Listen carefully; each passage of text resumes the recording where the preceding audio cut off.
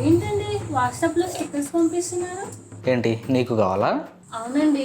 మరి నాకేంటి? రేపు ఇంటికి రండి, మీకు స్పెషల్ గిఫ్ట్ ఇస్తాను.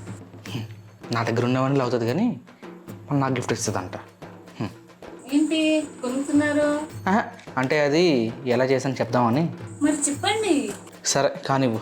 ప్లేస్టోర్లో బబుల్ కీబోర్డ్ యాప్ని ఇన్స్టాల్ చేసుకో.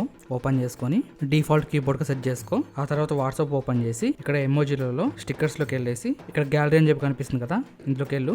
మీకు నచ్చిన ఫోటో అనేది సెలెక్ట్ చేసుకో.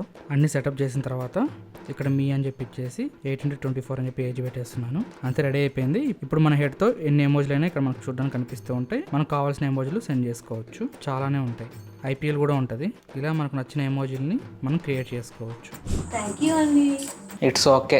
ఒక 5,000 అంటే పంపించండి, మీకు గిఫ్ట్ కొంటాను. నా డబ్బులతో నాకే గిఫ్ట్ కొంటుందంట. చెయ్యి.